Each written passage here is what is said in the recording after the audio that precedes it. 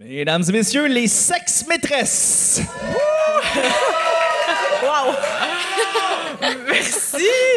Bonjour, merci de votre accueil chaleureux. Je vais prendre quand même le temps de nous présenter. On est les sex-maîtresses. Moi, c'est Valérie. Là-bas, on a Sarah. Ici, on a Audrey. Donc, 3 femmes diplômées de la maîtrise en sexologie. Tout a commencé dans notre salon pendant la pandémie. On s'est dit qu'on avait des choses pertinentes à dire. Puis, comme un peu tout le monde, on cherchait de quoi à faire. Et maintenant, nous voici devant le public. On est très contente d'être ici ce matin. Prochain arrêt, tout le monde en parle. Voilà. All right. Sarah, you go, it's your segue. On rentre dans l'introduction, déjà. Pour le Festipod, on a réfléchi longtemps à notre sujet. On se disait, on veut un sujet féministe. T'sais, on a fait plusieurs épisodes, par exemple, l'écart salarial, la charge mentale, le mansplaining. Puis là, on s'est dit, on ne sait pas qui va être au Festipod non plus. On s'est dit, on va prendre un sujet sexo, puis évidemment qu'il y a une twist féministe, là. Donc, aujourd'hui, on s'est tourné vers les aventures d'un soir. Ouais. Sans trop vous mettre vous-même sur la sellette, qui a déjà entendu, en claquant, là, qui a déjà entendu l'histoire d'un ou d'une amie qui a vécu une histoire d'un soir? Yes. Bon. En tout cas, nous, dans notre cercle d'amis et de connaissances, c'est arrivé à presque tout le monde, au moins une fois. Quand on parle des personnes ayant eu des aventures d'un soir, on les imagine souvent de une des 2 manières suivantes. Soit c'est des personnes spontanées, aventurières, qui osent ramener quelqu'un chez eux, ou on les voit comme des personnes qui ont pris une décision regrettable, qui vont se sentir honteuses, coupables à leur réveil. C'est Rappelons le walk of shame. Ça rentre là-dedans, la marche de la honte, là, le lendemain matin. Quoi qu'il en soit, les représentations des aventures d'un soir donnent encore l'impression d'être quelque chose qui arrive à une minorité de personnes. Pourtant, il y a une étude américaine qui affirme que c'est 66 % des participants qui avaient eu au moins une aventure d'un soir au cours de leur vie. On peut-tu le dire que 2/3, dans mes mathématiques à moi, là, c'est un phénomène qui n'est pas rare? Non, pas en tout. C'est pourquoi, les sex-maîtresses, on va tenter de vous démystifier les aventures d'un soir. Hey, on va pas arrêter de dire ces mots. Aventure d'un soir. Ben là, il y a plein de synonymes. Bien, déjà, je ne sais pas si vous en connaissez, on a l'aventure d'un soir. Oups! Merci. L'aventure d'un soir, une aventure sans lendemain, un hook-up, un plan cul. On a aussi le coup d'un soir. Y en a-tu d'autres? ChatGPT m'a dit idylle de passage. Idylle de passage. Passade nocturne. Oh, wow. Passade nocturne. Je l'ai aimé, c'était poétique. Puis d'habitude, quand on parle d'un sujet, on aime le définir. Là, on a dit des synonymes. On parle de quoi exactement pour une aventure d'un soir? C'est quoi cette affaire-là?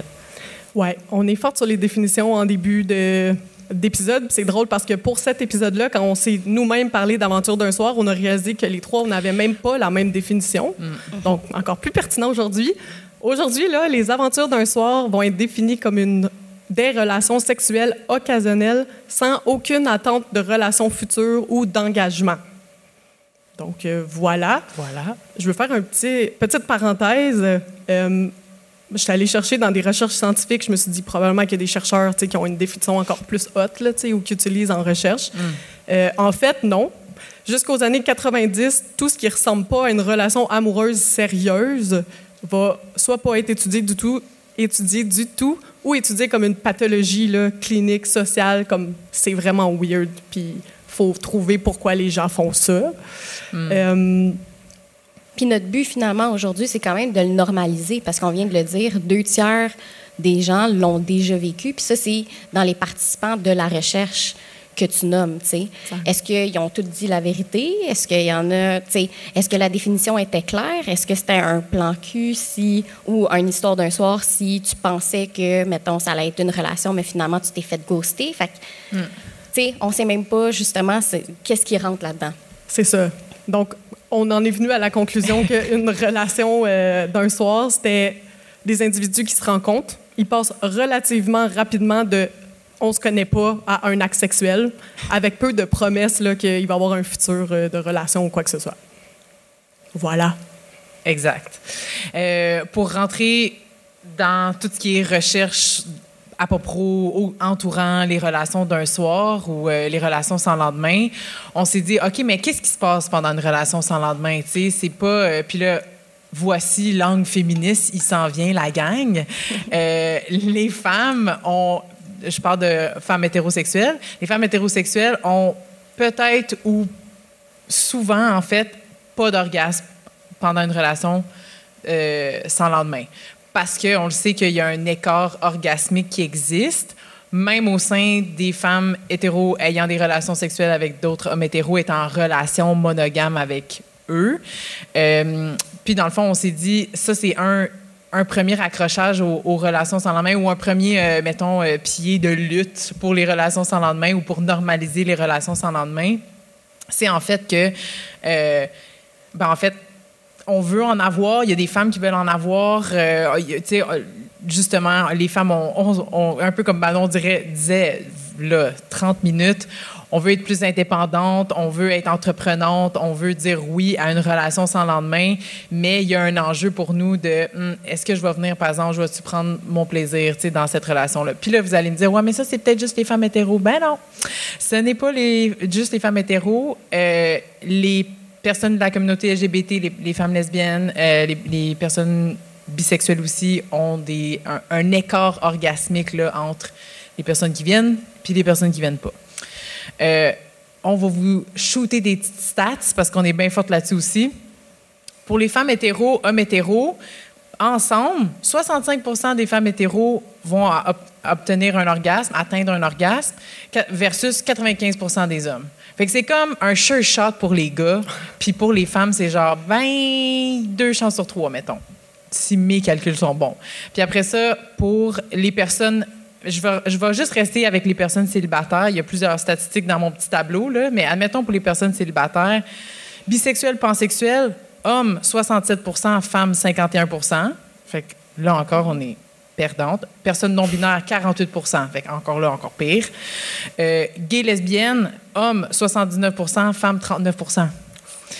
C'est comme pas personne non-binaire 50%. Tu sais, comme on est... C'est pas facile. Colin, c'est pas vendeur, hein?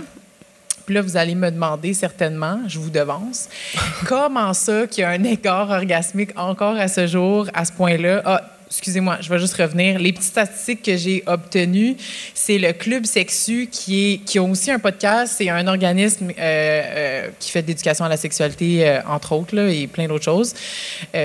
Ils ont lancé une application où les personnes pouvaient rentrer leur relation sexuelle ou leur masturbation en solo ou peu importe, puis ils rentraient ensuite s'il y avait des orgasmes, etc. Et les données de cette application-là ont donné les résultats que je vous nommais là 2 secondes. Donc, c'est quand même une source... Puis ça date de 2020, là, fait que c'est récent. Fait que bref, on a de la misère à venir, c'est pas le fun, puis on veut avoir du fun. Fait que, hein?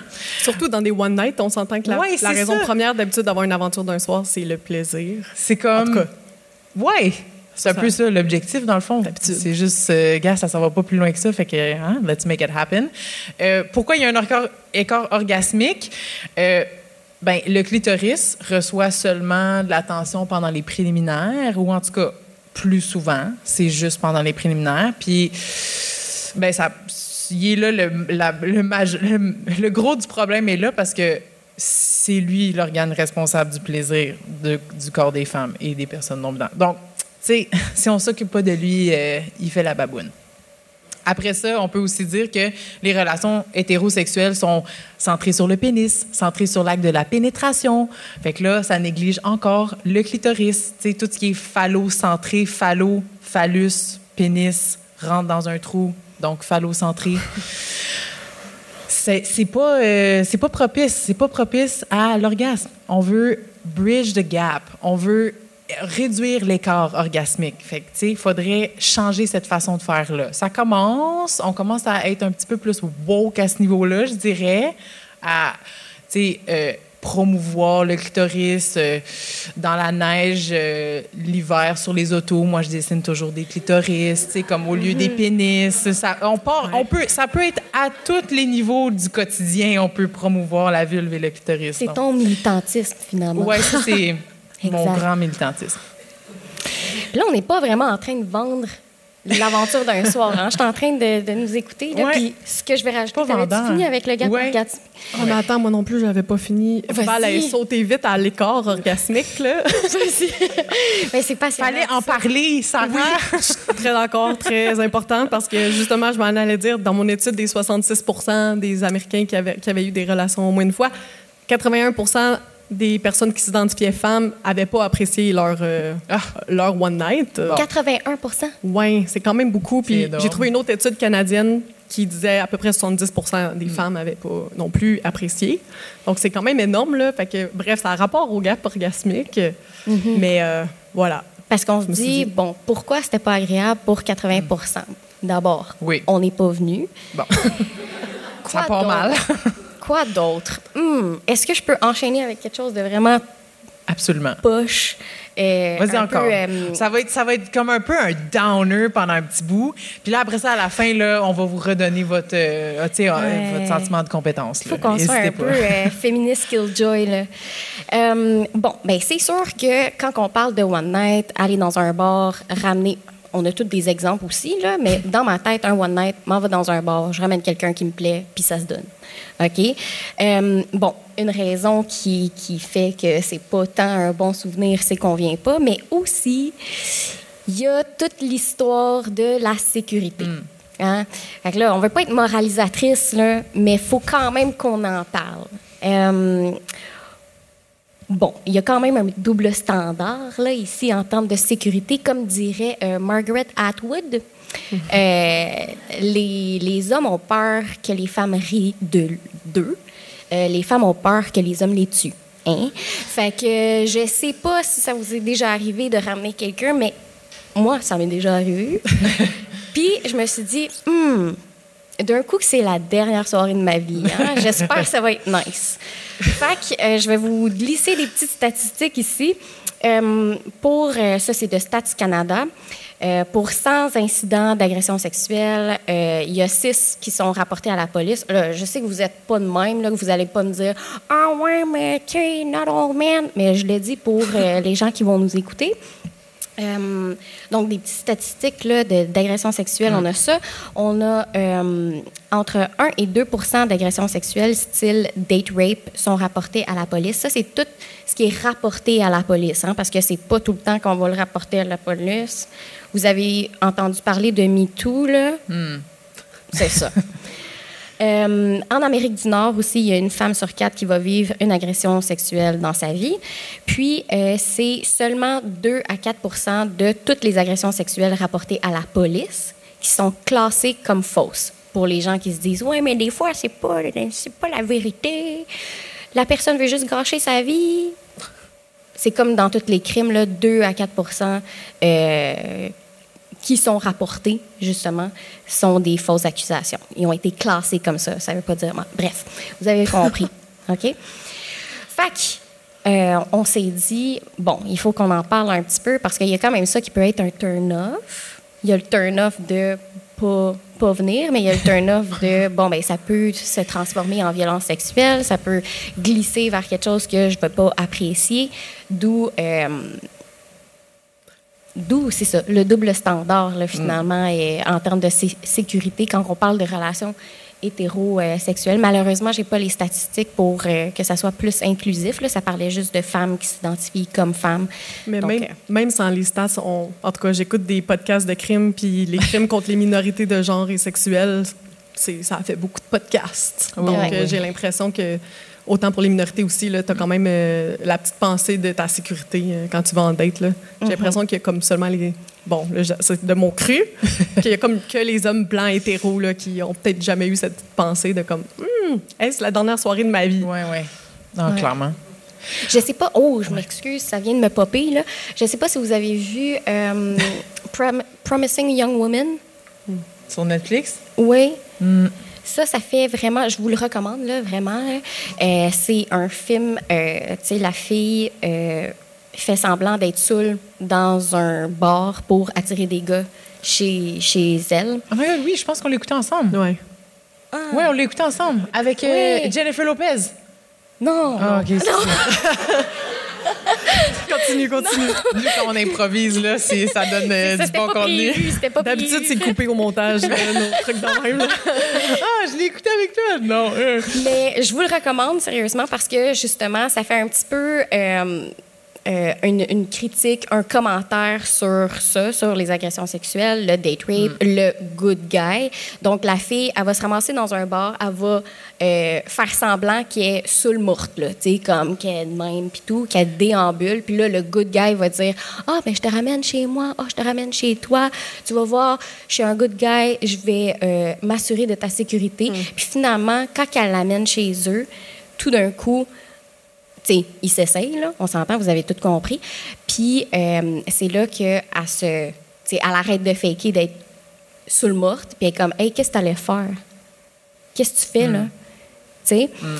Fait que bref, hey, je sais pas pourquoi j'ai fait cette parenthèse-là, mais c'est juste pour vous dire, je vous le recommande. C'est exactement, là, c'est comme... Ça vient nourrir quelque chose en nous. Notre militantisme. Ouais. Ben, to make matters worse, je vais passer un petit commentaire sur les pick-up artists. Il y a comme un mouvement... En fait, les pick-up artists, PUA, c'est une communauté d'hommes hétéros habituellement. Puis leur premier principe, c'est d'oublier la séduction romantique qui est à base de compliments du type « Ton père a volé les étoiles du ciel pour les mettre dans tes yeux ». Puis au contraire, ils vont utiliser des phrases déstabilisantes qui auraient plus un effet « Sympa tes ongles, est-ce que c'est des vrais ?» Comme un peu, il y a du push and pull, puis c'est des compliments immédiatement contrebalancés par une remarque déplacée. Puis les pick-up artists, c'est lié au mouvement des mâles alpha.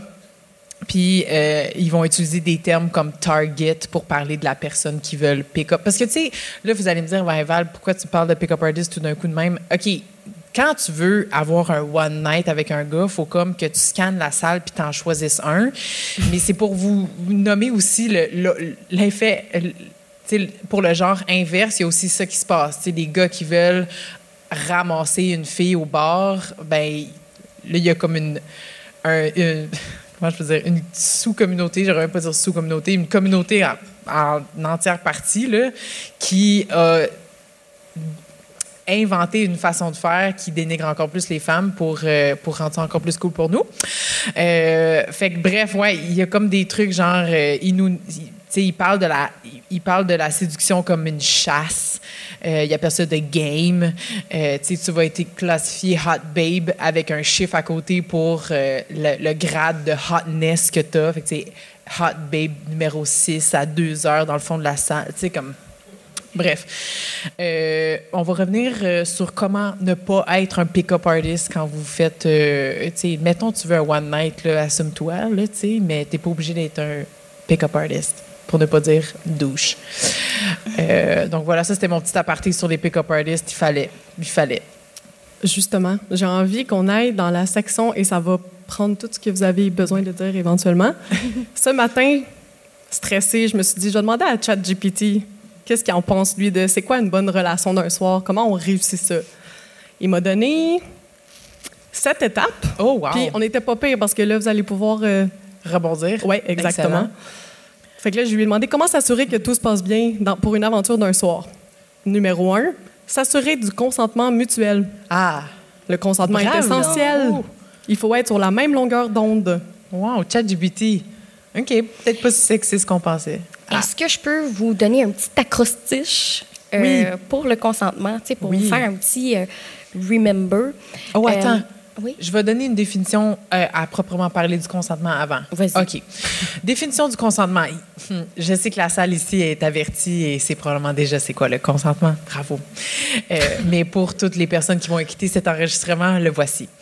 Le consentement, c'est que chacun des partenaires doit consentir à une activité sexuelle, c'est-à-dire que chacune accepte que l'activité ait lieu, que ce soit une relation sexuelle, un baiser ou tout autre geste de nature sexuelle, incluant ou non la protection, donc peu importe ce que c'est, là, que ce soit une contraception, protection d'ITSS, condom, etc. Le consentement des partenaires doit être clair, libre et éclairé. Si ces conditions ne sont pas réunies, il peut y avoir agression sexuelle. Ça, c'est la définition de genre la loi, là. La Cour suprême le prendrait de même. OK, maintenant l'acrostiche. L'acrostiche, pour faire des cartes de souhait ou pour vous souvenir, justement. Les cartes de souhait, c'est bon. Non, mais ça. c'est un acrostiche. Bref. Éclair. Vous vous souviendrez, donc, éclair, on a E-C-L-A-I-R. OK? E pour enthousiaste.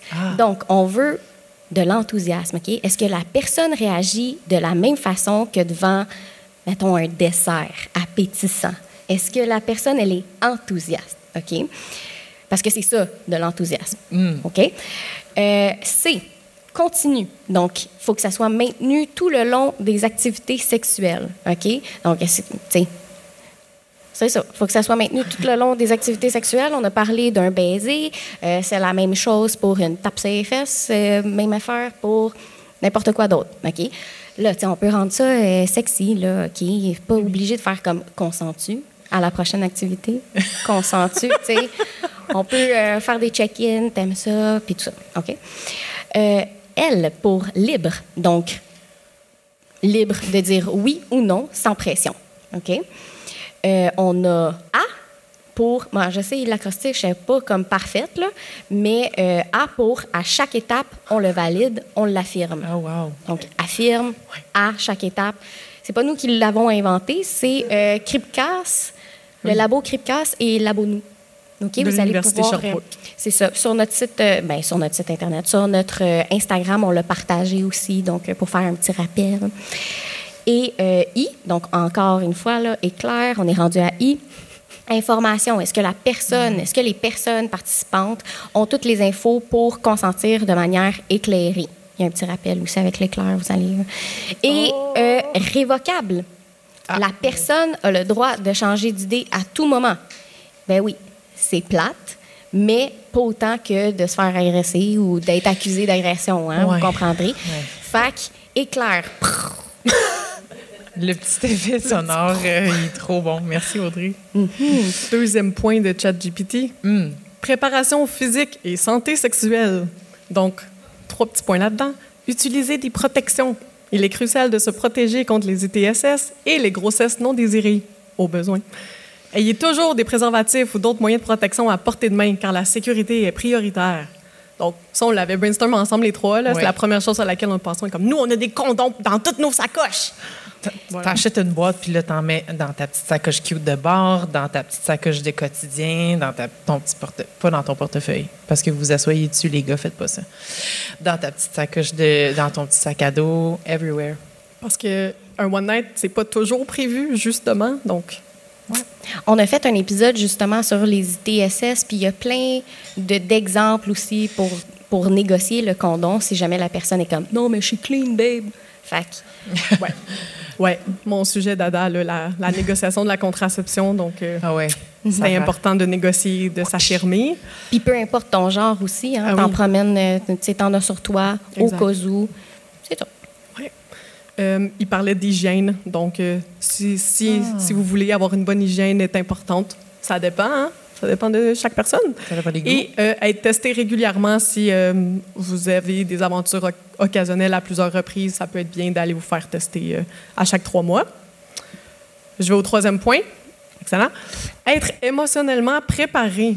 J'ai quand même aimé ça. Ah! Gestion des attentes. Les aventures d'un soir sont souvent sans engagement. Il est important d'entrer dans cette situation en étant clair sur vos attentes et en sachant qu'il n'y aura probablement pas de suivi après la rencontre. Donc, c'est vrai que des fois, il faut se rappeler ça puis pas Ouais. partir dans un conte de fées que demain, vous allez vous marier. Ouais. Ça va Et- être le père de mes enfants. Oui. Non. En Val? Non. Et éviter la pression. C'est-à-dire, tu sais, de ne pas dire oui à une aventure d'un soir si vous vous sentez mal à l'aise ou poussé à le faire. Écoutez vos émotions, vos instincts.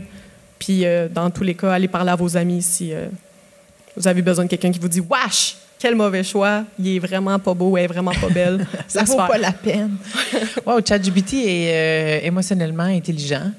J'ose croire. À date, autant qu'on a un épisode sur... Je suis surprise. Parce qu'on a fait un épisode à quel point le ChatGPT est sexiste, donc c'est pour ça aussi que j'ai fait l'exercice ce matin. Bravo. 4e, choisir un environnement sécurisé. Donc oui, tantôt, on a parlé d'un lieu sûr.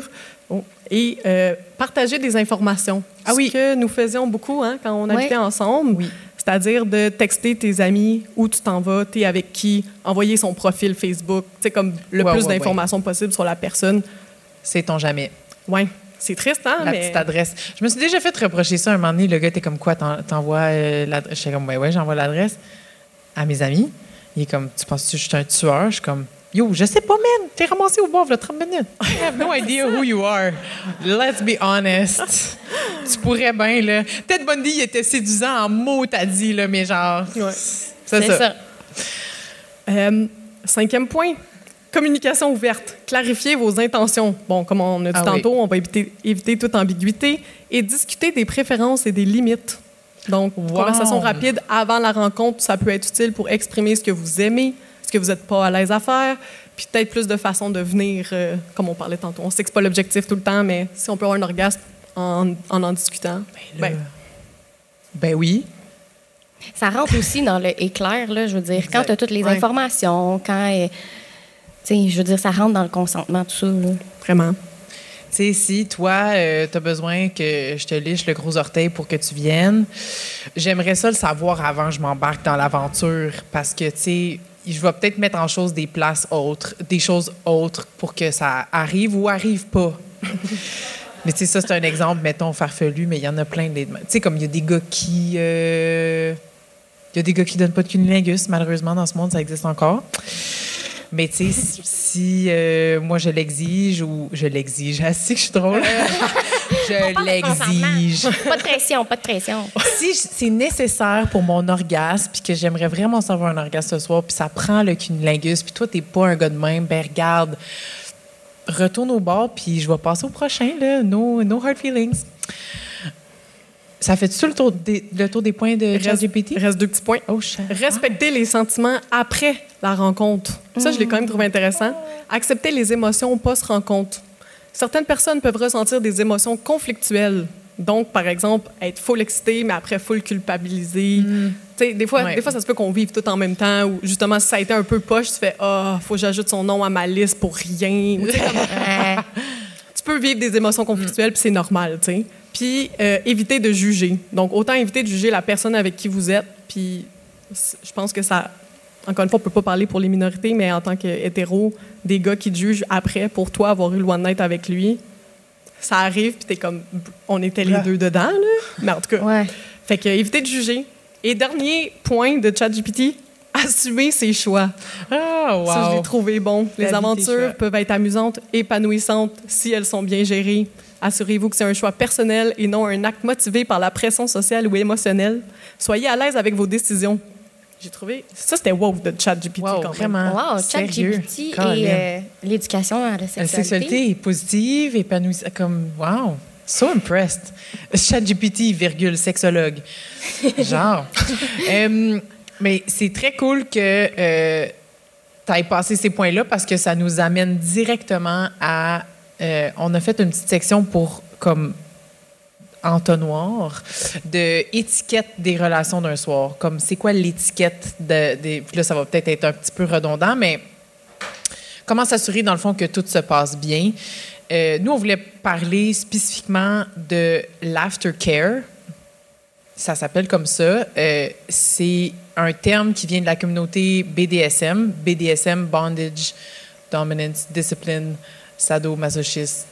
Ça, là. Dans le fond, ils servent de ce terme-là pour définir toutes les choses qu'ils font après les relations sexuelles ou les moments intimes ensemble pour redescendre de l'intensité de kink ou peu importe. Mais que maintenant, tu sais, dans les relations mono, poly, c'est un terme qui est un petit peu plus répandu. Donc, on voulait parler de l'aftercare. Dans le fond, c'est la pratique de s'occuper de sa partenaire après une relation sexuelle. Audrey, Oui, il y je a sais que tu plusieurs... avais des trucs par rapport à ça. Oui, c'est ça. Il y a plusieurs exemples. Là. Il y a... aftercare, ça dit aussi l'intimité post-sexualité. OK? Donc, c'est l'attention que tu portes à ton partenaire après la relation sexuelle. On peut penser à plusieurs choses. Ça peut être très basic, là, genre se coller, flatter les cheveux. On s'entend, c'est un one night, OK? On sait que il n'y a pas d'engagement, mais tu viens peut-être d'avoir ces parties intimes dans ta bouche. Comme, tu as eu une relation avec la personne, comme, même si la relation dure 24 heures, là, c'est une relation, vous êtes deux êtres humains, c'est correct de se coller un petit peu après. Ou peut-être que c'est vraiment pas ton style, puis d'où la communication. « Ah, moi, j'aime pas trop me coller, mais veux-tu un verre d'eau? Il faut bien s'hydrater après. » On peut essuyer les fluides qu'on a mis sur l'autre. On peut aller aux toilettes, se laver, boire de l'eau, discuter de ce qu'on vient de faire, de ce qu'on a aimé. Tu peux discuter de ce que tu as moins aimé aussi, là. C'est correct. Oui, c'est comme... ça peut être aussi des moments... des teachable moments. Oui, genre, c'était bizarre, mais après ça, c'était correct. Oui, des moments d'apprentissage pour des personnes... tu sais jamais, là, personne n'est parfait au lit ou genre... C'est comme l'histoire d'être bon au lit. Personne n'est pareil. Personne n'est bon, mauvais au lit. Personne n'est pareil au lit. Donc, apprendre que, mettons, j'essaie de penser à un exemple de genre quelqu'un qui serait pas adepte avec le clitoris, parce que oui, je ramène le clitoris. Mais, tu sais, ça peut être comme, tu sais, tourner dans ce sens-là, y aller doucement, tu sais, comme, malgré que ça a dû être fait pendant, ça peut être aussi par après, comme un moment où là, on redescend puis on discute de ça. Moi, j'ai toujours trouvé ça le fun. Ben surtout si tu sais que tu vas pas les revoir. Moi, j'aime ça donner du feedback puis en recevoir parce que je suis même pas gênée. Dans 2 heures, je vais plus jamais te voir dans ma vie. Fait que dis-moi comment mieux faire pour les prochaines personnes. Oui, c'est ça, c'est bon. Fait que dans le fond, c'est juste de prendre 2 minutes pour check-in avec la personne avant de, si c'est ça que tu veux, avant de te lever, te rhabiller puis de repartir, tu sais. Fait que tu peux conclure poliment. Oui, c'est ça. Ben, tu viens de vivre un moment peut-être intense, physique, vulnérable avec la personne. Fait que, tu sais, c'est bien comme le, tu sais, rapper ça, conclure, boucler la boucle, mettons. Moi, j'avais des questions, exemples de questions qu'on peut se poser dans l'aftercare. Toi, qu'est-ce que tu aimes comme aftercare? Puis si la personne te dit « Ah, mais je sais pas c'est quoi aftercare. » Alors, j'ai écouté le podcast des sex-maîtresses, full éducatif, vraiment le fun. Voici c'est quoi le aftercare. Nomme une coupe d'affaires. Une autre question, qu'est-ce qui t'aide à te sentir en sécurité? Si c'est genre me rouler en petite boule, me faire flatter les cheveux, tu sais, comme là, ça peut être nommé à ce moment-là. Comment aimerais-tu redescendre d'une relation sexuelle intense? Parce que c'est comme on s'emporte, là, puis là, on revient à la réalité, tu revois le gars, peut-être que tu as dégrisé si t'es en boisson. Fait que là, c'est comme, il y a beaucoup de... Les choses sont très real, très vite après, tu sais. On peut prendre le temps de juste redescendre, refaire comme, OK, je retouche à terre après être monté au 7e ciel. Oh mon Dieu, ça c'était Il y avait aussi, t'avais-tu fini avec ton truc? Oui. Il y avait aussi, là, s'assurer, bien ça c'est un conseil, s'assurer de ne pas oublier quelque chose chez la personne ou dans sa voiture. Si tu veux pas recroiser la personne, oublie pas ton sel. Comme... Audrey, tu parles d'expérience? Oui. Ah, je could have known. Mais ça me fait penser en ligne en ce moment, il y a comme un courant là, de filles qui se rendent compte que le gars a l'air d'avoir une blonde. Tu sais, comme tu vois dans la douche, qu'il y a comme des bons produits pour les cheveux, puis c'est pas juste genre un 6 en 1 que les gars utilisent. Fait comme les filles vont laisser comme quelque chose, genre une boucle d'oreille cachée. Ben pas cachée, mais comme quelque part que le gars va pas la trouver tout de suite. Fait que genre quand la blonde va revenir, elle va le voir. J'étais comme sororité. Oui, solidarité entre femmes. Mais... Une autre chose... Oh, excuse, t'avais-tu... OK. Une autre chose dans le aftercare, ça, c'est plus tard. Mettons, on sait là, que tu veux peut-être pas revoir la personne, mais d'un coup, tu découvres que tu as une chlamydia ou une gonorrhée. Tu peux avertir ta partenaire de ce moment-là. C'est poli. Ça montre que tu cares aussi. Oui, c'est vrai. Puis, bon point. Crème, c'est ça, là. C'est la santé publique. Hein? Exact, oui, c'est ça. Les sex-maîtresses, écoute, on travaille pour tout le monde ici, nous autres. Bon, j'avais un petit aparté. J'allais revenir sur les pick-up artists, dans le fond, là, genre... Premièrement, les femmes ne sont pas des objets à acquérir. Les êtres humains veulent se sentir importants aux yeux de leurs proches. On veut savoir, tu sais, comme pour closer une personne, pour pas être comme des pick-up artists. Ça rentre dans l'étiquette. Mais tu sais, t'intéresser à ta date, peut-être. Poser des questions. Un petit et toi de relancer après une quelconque phrase. Là. C'est pas parce que c'est un one night que tu peux pas y demander à propos de, je sais pas moi, sa journée, son travail, I don't know. Mais en fait, c'est que c'est une relation. Tu sais, même si elle n'est pas longue, c'est quand même une relation. Comme ta serveuse au restaurant pendant 1 heure, tu es quand même en relation avec elle. Tu vas être respectueuse avec... En tout cas, on espère que tu vas être respectueuse avec la serveuse. Tu vas être bienveillante s'il y a des trucs qui fonctionnent pas en cuisine, comme elle va venir te... Bref, je sais pas pourquoi je compare à une serveuse, mais ça pour dire, c'est une relation, même si c'est court, c'est une relation. Puis tu as le droit d'être traité comme un être humain dans une relation. Exact. Ne faites pas comme les pick-up artists. J'avais un vendetta contre eux aujourd'hui, je sais pas. Voilà. J'avais aussi un autre conseil pour le avant. S'assurer aussi, tu sais, quand on parlait de s'assurer que tout se passe bien, s'assurer de faire le ménage avant de ramener quelqu'un chez toi. Tu sais, je veux dire, ça n'a pas besoin d'être toute clean, là, mais tu sais, qu'il n'y ait pas d'encombrement entre ta porte et la place où est-ce que ça va se donner. Hein? Fait que, avoir ton lit, des draps propres. Oui, que ton lit soit fait. Hein? Lit fait. C'est peut-être un message juste pour les gars hétéros dans la salle. Sorry. Non, c'est aussi pour les filles qui nous appellent à 2 heures du matin pour dire « Salut, est-ce que vous pouvez faire mon lit? Je reviens avec quelqu'un. » C'était moi. Ouais. Good times dans cette colocation. C'est pas mal ça pour les conseils et l'étiquette pour un bon histoire d'un soir. Oui. J'ai pas fait mon deuil sur comme les stats que je voulais apporter au début, OK? Fait que je les donne tout de suite. Vas-y. C'était comme pour normaliser les relations, les aventures d'un soir. Parce qu'il y a plusieurs études dans plusieurs pays. Fait que là, j'avais comme trouvé les stats. J'étais comme, oui, c'est fun, les Américains, mais comme, essayons d'autres pays aussi. Donc, oui, 66 % des Américains avaient vécu une aventure d'un soir, 65 % en Islande. Et le fun fact, en Islande, 70 % des femmes étaient satisfaites de leurs aventures d'un soir versus 60 % des hommes. Fait que 10 % de plus de femmes étaient satisfaites en Islande. Pourquoi? Peut-être le prochain pays qu'on Les visite. Scandinaves, hein? Excellente question. Il va falloir creuser plus dans l'étude de pourquoi les femmes en Islande étaient plus satisfaites. Ensuite, on continue. Fait que 66 % américains, 65 % en Islande, 63 % en Espagne qui ont eu au moins une aventure d'un soir, 58 % en Australie, puis 55 % au Royaume-Uni. Donc, dans les pays du Nord, là, mettons, qu'on pourrait appeler, c'est au moins une personne sur 2 là, qui a eu une aventure d'un soir. Donc, ça me surprend pour l'Australie quand même. J'aurais pensé plus haut que ça. Eh bien.